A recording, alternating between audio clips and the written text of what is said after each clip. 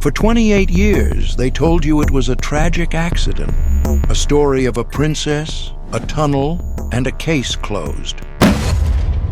But what if the proof it was an execution has been locked inside a sealed palace room the entire time? A room that was just opened.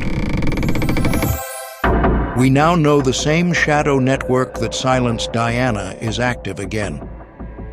We have found her final testament. We have found Diana's final warning. They are now targeting Prince George.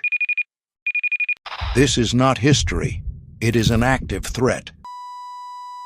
Stay with us as we reveal the evidence Diana left behind and the conspiracy that never truly died. For 27 years, they told you a story of a tragic accident in a Paris tunnel, a story of a princess lost too soon. But what if I told you that story was a lie? A lie to cover up an execution with a code name, Operation Puppet. What if I told you the very same shadow network that silenced Diana is now actively targeting her grandchildren? And what if the proof, all of it, has been locked away in a sealed room inside Kensington Palace? A room that hasn't been opened since her final days. I know this because I was there when that seal was broken. And the secret that spilled out is about to change everything you thought you knew. It began on a damp, gray morning in the spring of 2024. The kind of London morning where the sky feels heavy with secrets.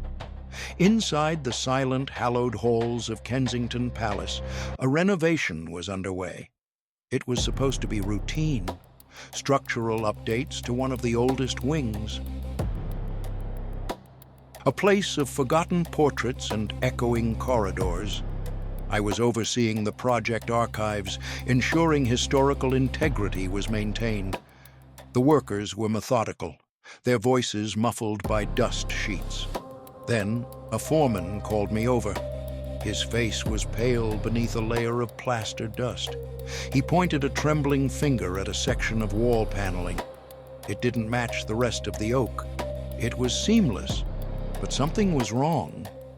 There was no record of it in any of the palace blueprints. It was a wall that wasn't supposed to be there.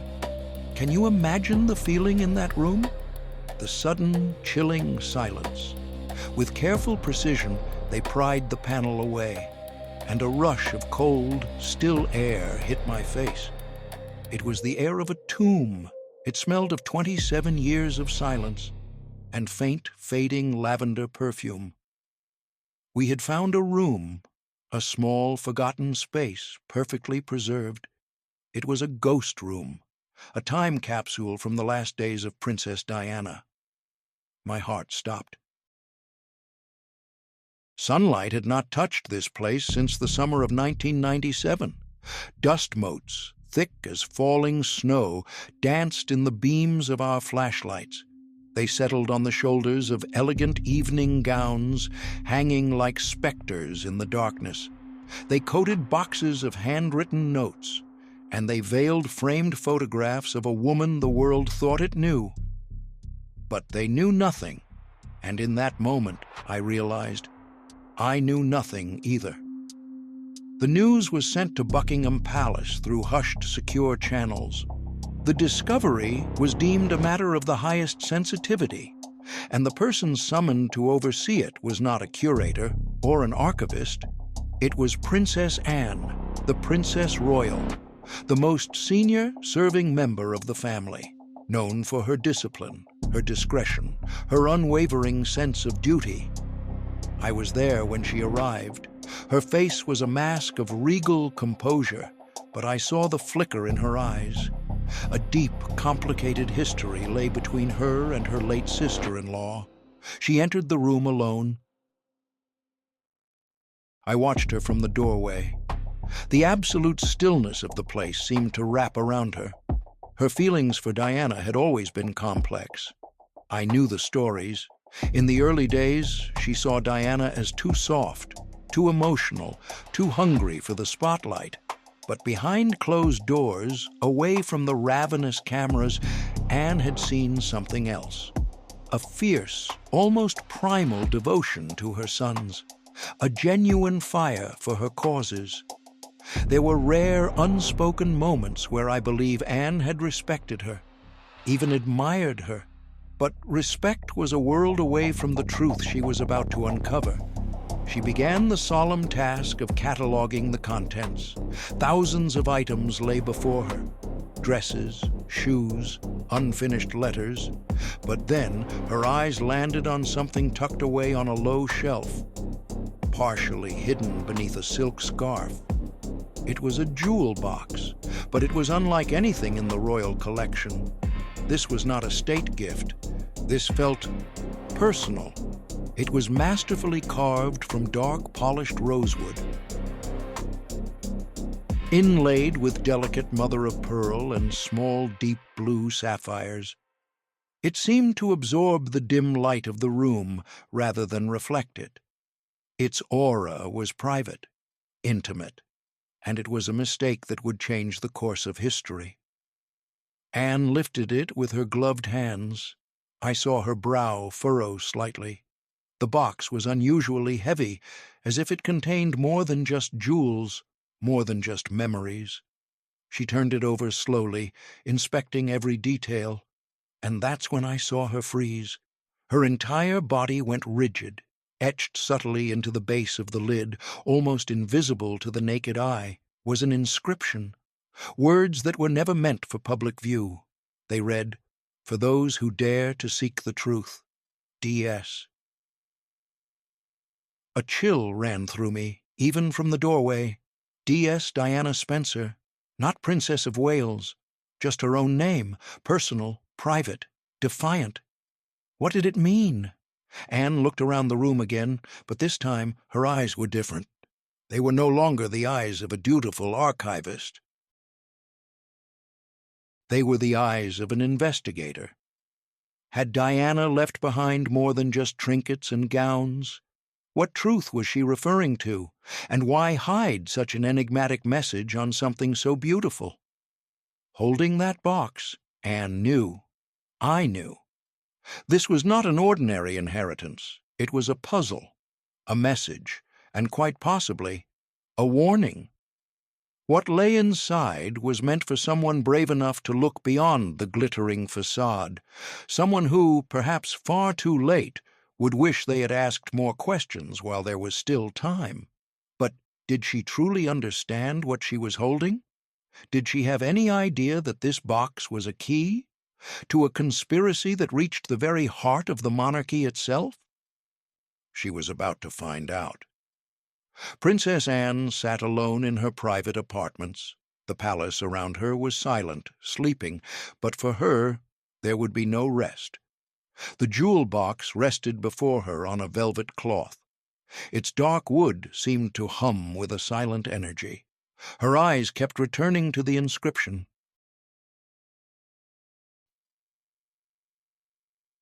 For those who dare to seek the truth, D.S. The words were a challenge, a plea from beyond the grave. Anne was not a woman given to drama or sentimentality, but something about this message pulled at her sense of duty, and at something deeper, something she wasn't ready to name. Guilt, perhaps. With steady hands, she opened the lid. The contents were breathtaking. Rare Burmese ruby earrings, a sapphire bracelet that glittered like starlight on water. A diamond and emerald pendant, cut with such precision it seemed to radiate its own inner light. These were treasures of immense value, but as Anne examined each piece, she noticed something was wrong, something deeply unsettling. Engraved on the back of every single item were tiny, almost microscopic markings, symbols, dates, initials. None of them matched any royal inventory records she had ever seen. She retrieved a jeweler's loupe from her desk. Her breath misted the cold glass as she studied the marks. Some looked like geographical coordinates, others appeared to be alphanumeric codes. Case file numbers, perhaps? One brooch bore a string of digits that looked disturbingly like an international bank account number. Her frown deepened. These weren't sentimental keepsakes. You knew it the moment you saw them. They were clues. A breadcrumb trail left by a woman who knew she was being watched. She turned her attention back to the box itself. Its weight still bothered her. It felt unbalanced. Her gloved fingers traced the intricate carvings, the smooth panels. Her mind, trained for precision and detail, mapped its construction. Then, by chance, or perhaps by destiny, her thumb pressed against a raised section of pearl inlay near the base. A soft, mechanical click echoed in the silent room. It was a sound no one had heard in nearly 3 decades. The bottom panel of the box shifted, just a fraction of an inch. Anne stopped. She held her breath. Slowly, she slid the panel open. Inside, a second compartment, shallow but full. My own heart pounded as I later reviewed the security logs of her discovery. The first thing she saw was a packet of handwritten letters, faded but legible, tied with a pale blue ribbon. They smelled faintly of lavender. Beneath them, a stack of glossy photographs. Diana, clearly in disguise, meeting with individuals Anne did not recognize. The backgrounds were anonymous, clandestine.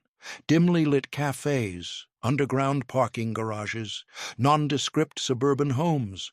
Nothing fit the known, public life of the Princess of Wales. This was the work of a spy, and hidden beneath the photos, a small silver key. Attached to it was a simple tag. It read, Zurich Deposit Box 877.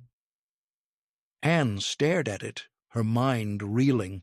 Her heart was now a frantic drum against her ribs. She turned back to the letters. Her own name was written on the first envelope in Diana's looping familiar script. For Anne. Please read this if I am gone. The date in the corner was chilling.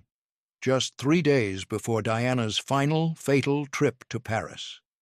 Anne sat down slowly, her hands trembling now, the regal composure gone. She unfolded the first letter. The ink was blurred in places as if written through tears or in great haste. Her eyes fell upon the opening line, and they froze. The words seemed to leap off the page, cold and sharp as ice. Dearest Anne, if you are reading this, then they have succeeded in silencing me. The room seemed to spin for a moment. The air grew thick. This was not a sentimental farewell. This was not palace drama. This was an accusation, a warning from beyond the grave. Anne closed her eyes and took a single shuddering breath. She finally understood. Whatever truth Diana had unearthed, it was now in her hands, and someone very powerful, had gone to great lengths to keep it buried. But who were they, and what were they so desperate to hide? The answers were in her hands, written on pages that felt as fragile and as dangerous as dried dynamite. The letter trembled in Princess Anne's hands, but her gaze was like steel. Diana's handwriting filled the page, elegant yet urgent. The strokes slanted forward as if she was racing against a ticking clock. Anne read on, her breath catching in her throat as the story unfolded. A story of betrayal at the highest levels.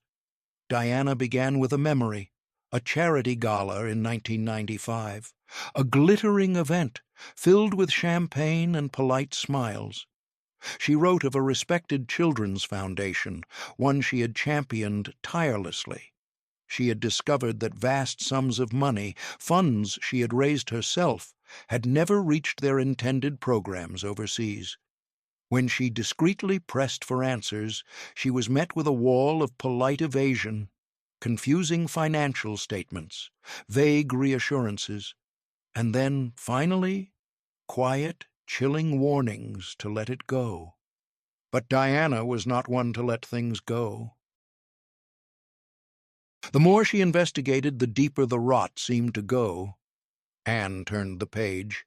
Tucked inside was a meticulously handwritten spreadsheet, Diana's own work.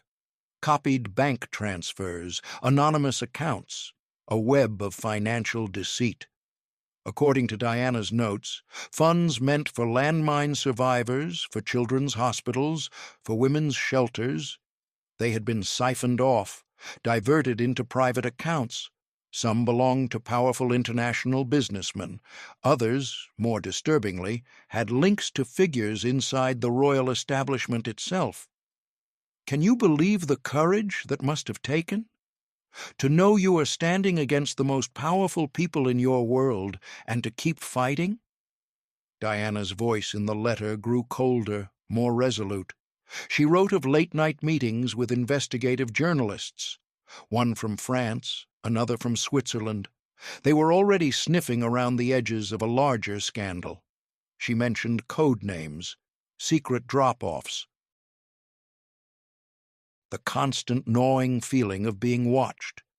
She had even begun recording her conversations, storing the tapes in undisclosed locations. Whistleblowers had approached her in secret. Terrified for their lives, they offered her documents, testimony, proof of a vast criminal enterprise operating under the cover of philanthropy. Anne leaned back in her chair, the fine silk upholstery suddenly feeling cold and abrasive. Her heart hammered against her ribs. She had never imagined Diana capable of orchestrating something like this. For years she had seen her as emotional, impulsive, compassionate, yes, but reckless. But this was not recklessness. This was strategy, cold, calculated courage. This was a woman acutely aware of the shadows gathering around her, a woman documenting every step because she knew they might one day come for her. Parts of the letter softened when Diana wrote of William and Harry. "I'm not afraid of leaving," she wrote, her handwriting becoming slightly shaky. "But I am terrified for them, for what they will be forced to inherit if this truth is buried with me." Anne blinked away the sting of tears she never expected to feel. A wave of profound guilt washed over her. She had misjudged Diana, so completely, so cruelly. The final months of Diana's life had not been defined by scandal or heartbreak alone. They had been a desperate mission, a mission to protect her sons from the hidden forces manipulating the crown from within. As she reached the final page, Anne's fingers froze over a sentence underlined twice. "If you find this, Anne, know that I have left a final insurance policy. Everything is hidden in a Swiss bank vault." She looked again at the small silver key from the hidden compartment. It now felt impossibly heavy in her hand. The truth Diana had tried to deliver had not been lost. It was waiting. Buried deep in the mountains of Switzerland, protected by silence and secrecy. And Anne knew, with a certainty that chilled her to the bone, that someone else was probably looking for it too. The race had begun 27 years too late. The private jet touched down in Zurich under a blanket of pre-dawn fog. The air was cold and sharp, smelling of pine and distant snow. Princess Anne had traveled without fanfare. No aides, no official explanation. Only her most trusted security detail knew her location, and even they had been given a decoy itinerary. The key Diana had left was tucked safely in the inner pocket of her coat. It rested over her heart like a cold, heavy stone of obligation. The Swiss bank was the epitome of discretion, a gray, imposing building of stone and reinforced glass. Centuries old, and accustomed to clients who valued silence above all else. I was able to access the internal reports of her visit. The details are astonishing. Anne presented the key and the tag bearing the number 877L. Her voice was calm, controlled, betraying none of the storm raging inside her. The bank clerk, a man with a face that had seen 1,000 secrets, glanced at her identification. He gave no sign of recognition, just a silent professional nod. He led her through layers of security. Titanium gates hissed open and shut behind them. Each corridor was more sterile, more silent than the last. The only sound was the echo of their footsteps on the polished marble floor. In a secure, soundproof viewing room, the deposit box was placed before her. It was simple, metal, cold to the touch. Anne hesitated for a single heartbeat. Then she opened it. There were no jewels inside, no tiaras, only stacks of documents, ledgers, receipts, meticulously compiled financial transfers. There were color-coded folders, stacks of photographs, each one labeled in Diana's unmistakable script. But it was what lay at the bottom that made Anne's blood run cold, a collection of micro-cassette tapes and digital discs, each one marked with a date and a subject. One was labeled simply, "If I disappear." What would you do in that moment? Would you have the courage to press play? Anne inserted the first disc into the player provided by the bank. The screen flickered to life. And there she was, Diana. Her face was unadorned by makeup. Her eyes were tired but focused, burning with intensity. She was sitting in what looked like a private apartment, somewhere safe. She began to speak, her voice clear and steady.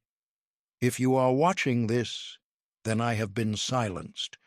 But I need you to know what I found, and why I couldn't walk away." Anne leaned forward, her body rigid, as Diana laid it all out. She named names, not just faceless businessmen and foreign investors, but members of the British aristocracy, men who smiled in press photos and hosted charity events, men who moved in the highest circles of power. Diana described how they used her charities as financial fronts, siphoning millions into black ops slush funds and untraceable offshore accounts. She spoke of trying to alert officials. Some listened with concern. Others warned her to back away for her own good. She detailed how she began to fear for her safety, how she no longer trusted her own protection team, how she started using back entrances and coded language in her calls. Her eyes filled with tears when she spoke of William and Harry. "I have to leave them something more than fairy tales," she whispered to the camera. "They need the truth." Anne sat frozen as the video ended. The silence in the room was absolute, deafening. She gathered the materials, her mind a whirlwind of shock and grief. The bank employee was waiting for her outside the room. His expression was unreadable, a mask of Swiss neutrality. But his next words stopped Anne's heart. "You are not the first to ask for this box," he said, his voice barely a whisper. Anne stared at him. "What do you mean?" "Someone else came 2 weeks ago," he continued, refusing to meet her eyes. "They claimed to be family. They did not have the key." The cold dread that washed over Anne was absolute. They knew. The network Diana had exposed. They knew about the insurance policy, and they were hunting for it.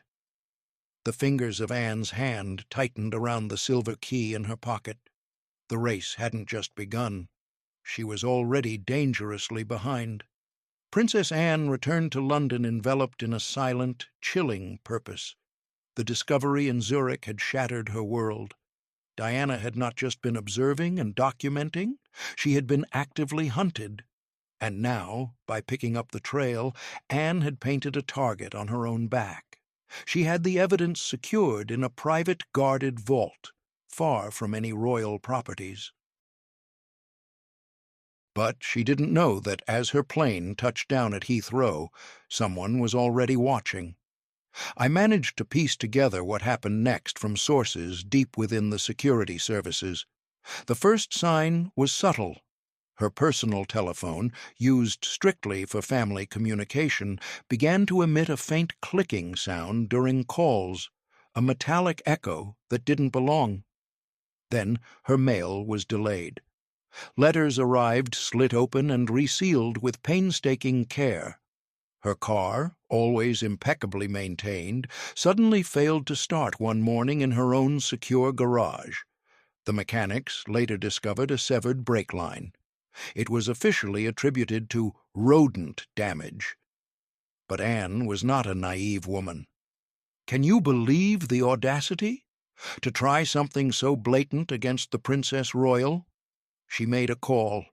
To an old friend, a man now retired from the highest echelons of MI5. He owed her a debt. More importantly, he had once owed a quiet loyalty to Diana. He swept her home and her devices. What he found confirmed her worst fears. Traces of tracking software on her phone, miniature listening devices, state-of-the-art, hidden in her private study. Someone was listening to her every word.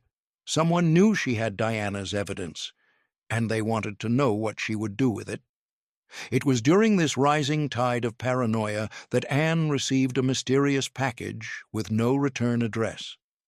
Inside, there was no threat, no warning, just a single name written on a plain white card. Timothy Radcliffe. The name struck a chord deep in her memory. He had been Diana's former private secretary, a quiet, fiercely loyal man who had vanished from public life immediately after her death. She located him living in a modest cottage outside Bath. He agreed to meet her. At night, in a small, disused chapel known only to a few. In the flickering candlelight of the sanctuary, Timothy's face was etched with the weight of years of silence. He did not waste time with pleasantries. "Your sister-in-law was not alone," he began, his voice a low, urgent whisper. "She confided in a few of us. We knew we were no match for the system, but we have been watching, waiting, for someone brave enough to carry the torch." Anne sat in stunned silence on the cold stone pew. Timothy laid it all out. The official inquiry into Diana's death had been a sham, a carefully constructed piece of theater. It was riddled with inconsistencies. Evidence was ignored. Witnesses were silenced or intimidated. Crucial CCTV recordings from the Alma Tunnel in Paris had mysteriously vanished. Reports of a second car, a white Fiat Uno, were dismissed without reason. "It was never meant to be solved," Timothy said, his voice heavy with sorrow. "It was only meant to be closed." The weight of it all pressed down on Anne's shoulders. Diana had died chasing this truth, and now Anne, by stepping into her shadow, had become the new focus. She returned home late that night to find a single envelope slipped under her door. The handwriting was unfamiliar. The message was brutally short. "Stop digging, or you will join her." Anne stared at the words, her fingers trembling just slightly. The warning was clear. The threat was real. But what they didn't understand about Princess Anne is that fear had never ruled her life.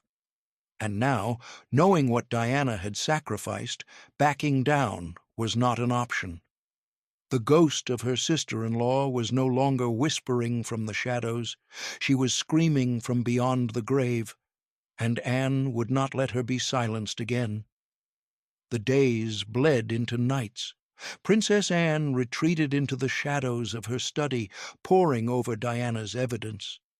It was like she was an archaeologist, unearthing the sacred texts of a lost civilization. The documents from Zurich, the letters from the jewel box, the quiet testimony from Timothy Radcliffe and his network of loyalists. Together they painted a picture too dark, too treasonous to ignore. Diana hadn't stumbled into danger by accident. She had uncovered an international shadow operation, one deeply rooted in royal privilege, one hidden behind the benevolent veil of charity and humanitarianism. Anne compiled timelines. She matched names to offshore accounts. She traced the labyrinthine trails of money, and the deeper she dug, the clearer it became.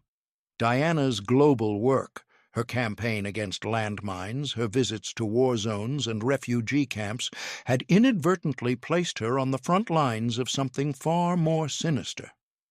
Beneath the pageantry and the press coverage, shadowy figures had been using royal movements as a distraction, a cover for covert financial operations across borders. But what truly broke Anne's heart was the betrayal. Diana had trusted some of these people. She had laughed with them at banquets, praised them in interviews, defended them in the press. Yet all along they were part of the mechanism seeking her destruction. Do you know what that must feel like, to realize your world is built on lies? Among the financial reports were transactions authorized by individuals deep inside the palace inner circle. Anne cross-referenced accounts, foundations, and travel logs. One name kept surfacing again and again, someone whose public image had always been impeccable, someone Anne had known her entire life, someone she had never, ever suspected, a blood relative. She felt physically ill. Anne contacted Timothy Radcliffe once more. Together they arranged a meeting with an old friend of Diana's from the Red Cross. After much hesitation, his face pale with fear, the man confirmed what Anne dreaded. Diana had been on the verge of releasing a joint exposé with a journalist, a report that would have implicated not just powerful businessmen, but senior members of the royal family and government contractors. That report never saw the light of day. The journalist was found dead in his apartment weeks after Diana. It was ruled a tragic accident. Another case quietly closed. In the final stack of evidence from the Zurich vault, Anne unearthed a hidden file. It was a thin manila folder, labeled simply Operation Puppet. Inside was correspondence between foreign security operatives and a private security firm, a firm once hired to monitor and deter Diana's movements. The final page contained a single chilling sentence: ensure containment prior to Paris trip. High risk of exposure. Anne's breath caught in her throat. Containment. She followed the file's references to one final piece of evidence, a grainy but intact surveillance image that had never been made public. It showed the Alma tunnel moments before the crash. The infamous white Fiat Uno was visible, but behind it, a second, unidentified vehicle, one never mentioned in any official report. Its license plates were traced to a shell company, a company linked to a known associate of a senior royal employee.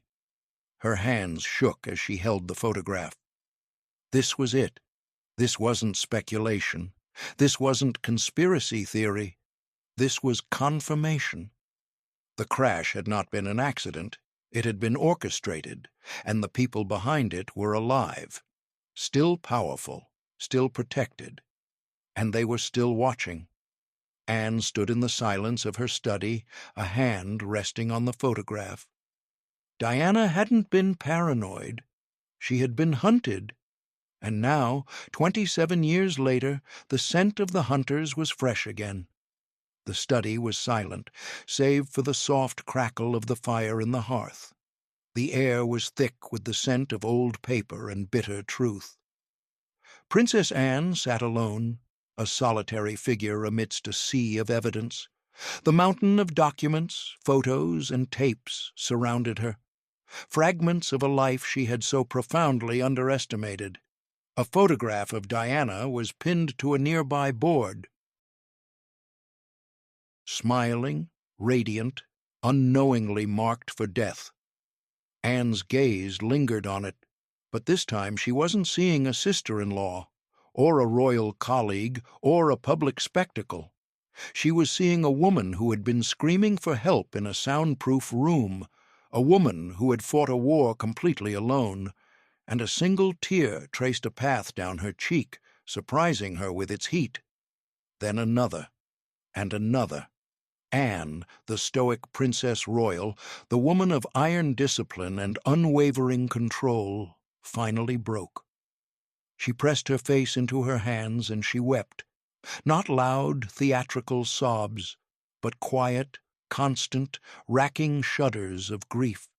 For the sister-in-law she had judged so harshly, for the young woman who had walked into the lion's den, armed with nothing but her heart and her conviction.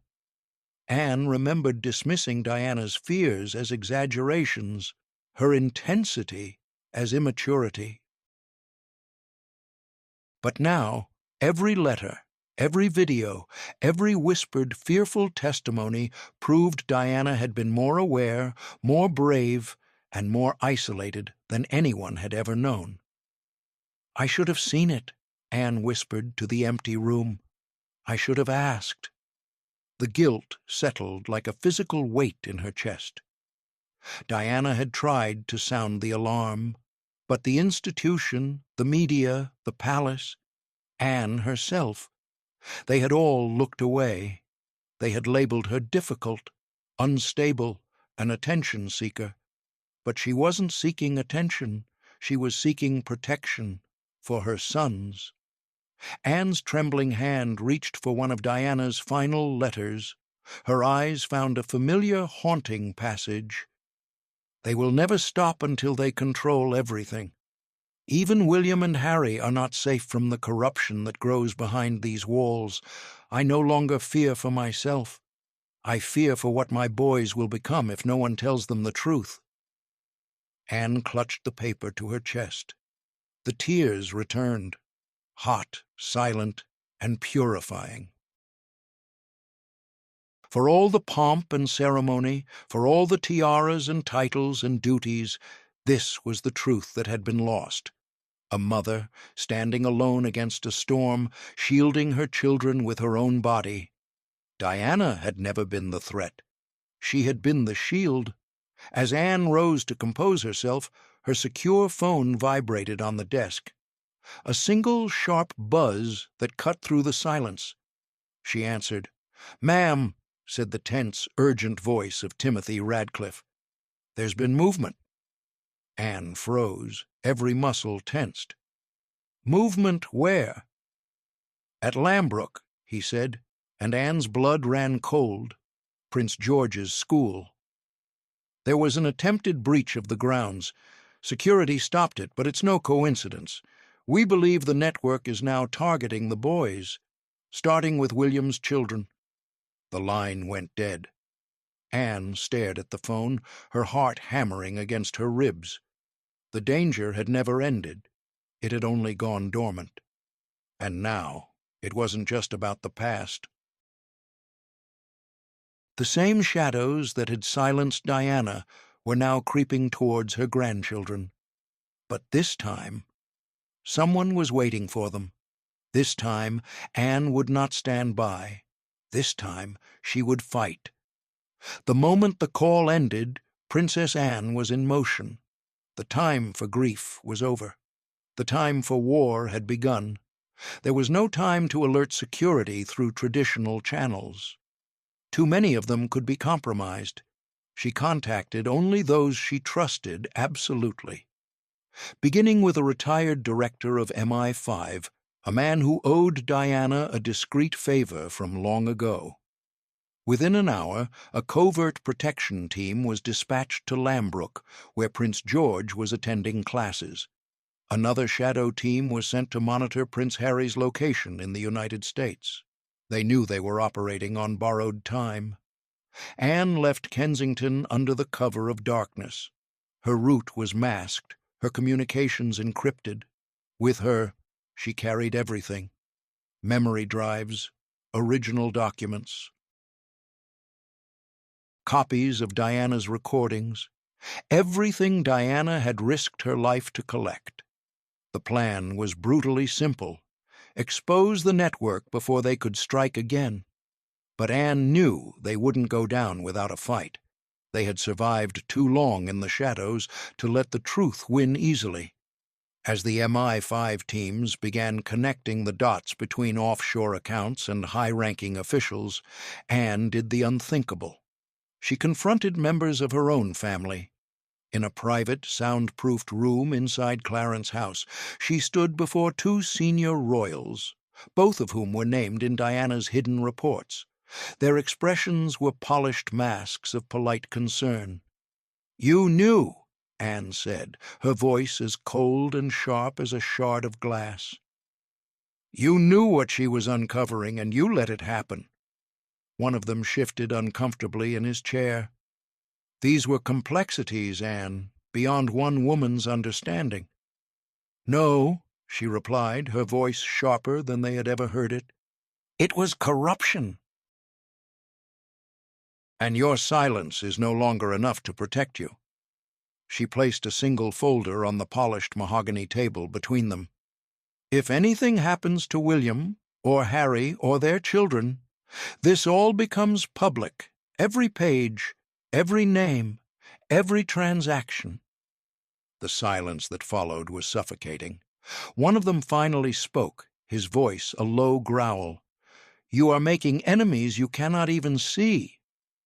"I already have them," Anne answered, "and I am still standing." Meanwhile, the MI5 teams reported irregular movement near Prince William's private estate. An unregistered delivery van had attempted to bypass perimeter security. It was intercepted.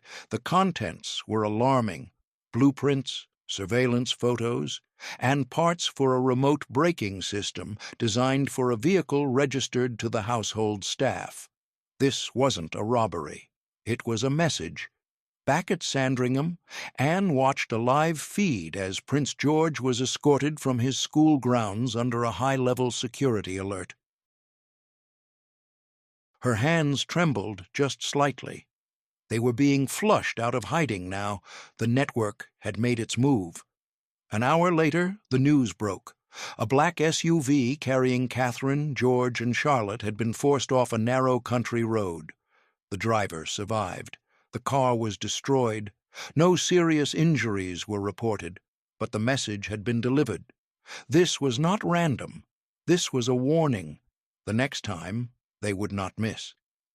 Anne's face hardened into a mask of cold fury as she watched emergency crews surround the scene.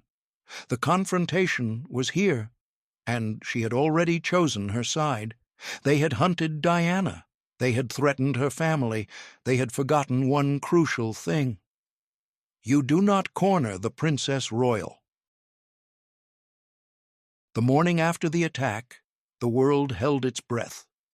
Princess Anne stood at a podium in a secure briefing room.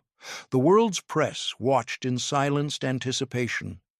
Behind her, guarded by MI5 officers, were sealed folders, digital archives, and boxes of evidence. The entire hidden treasure trove of Diana's truth. The secret was no longer buried. It was about to be weaponized. Anne took a breath, her voice steady and strong. "For 27 years," she began, her voice low but unwavering, "we told the world an incomplete narrative. What we failed to say, what was hidden from all of us, is that Diana, Princess of Wales, died not just as a symbol of compassion, but as a woman on a mission for justice." The revelation sent a seismic shockwave through the nation, and then the world. In the days that followed, the headlines were explosive. Names once thought untouchable were exposed. High-ranking officials, corporate executives, and even minor royals were detained or forced to resign. Offshore accounts were frozen. Investigative files, once sealed forever, were reopened. The web of deceit that Diana had discovered and Anne had dragged into the light began to unravel. At the center of it all was the memory of a woman once criticized for being too emotional, too impulsive. But now Diana was vindicated. She had not died in vain. She had died protecting the truth and protecting her sons. In the weeks that followed, Anne quietly launched the Diana Truth Foundation, an organization dedicated to transparency and global charity, whistleblower protection, and investigative journalism. Its mission was simple: to carry the torch that Diana had been forced to extinguish. Her legacy was no longer one of tragedy. It was one of triumph. One night, alone in her private study, Anne returned to the ornate jewel box. Amidst the chaos of the aftermath, it had been set aside, catalogued, preserved, but she had a feeling it held one last secret. Her fingers traced the velvet lining, feeling for anything she might have missed, and there it was, a tiny slot in the wood, another soft click, a tiny panel lifted. Inside, a single thin microcassette, in an envelope labeled, "For William and Harry, only if the world finally hears me." Anne's breath caught. She held it for a moment, then placed it in an old player and pressed play. Diana's voice filled the room, soft but firm. "My darling boys, if this message has reached you, then I know the truth has been heard. Not just about what happened to me, but about who you truly are. Not symbols, not heirs, but hearts that can change this world. Don't carry fear, carry courage. That is what I tried to do. That is what I hope you will continue to do. For yourselves and for all those who never had a voice." Tears welled in Anne's eyes. Diana's final gift was not just the truth, it was love. Eternal, unbreakable, and victorious. Princess Diana's final mission was never about fame. It was about protecting the truth and shielding her children from a legacy of silence. Through the relentless pursuit of justice by Princess Anne, that truth has finally been heard. What was once buried under jewels and secrecy is now part of history's reckoning. Diana was not just a princess. She was a truth-teller, a protector, and a mother who never, ever stopped fighting.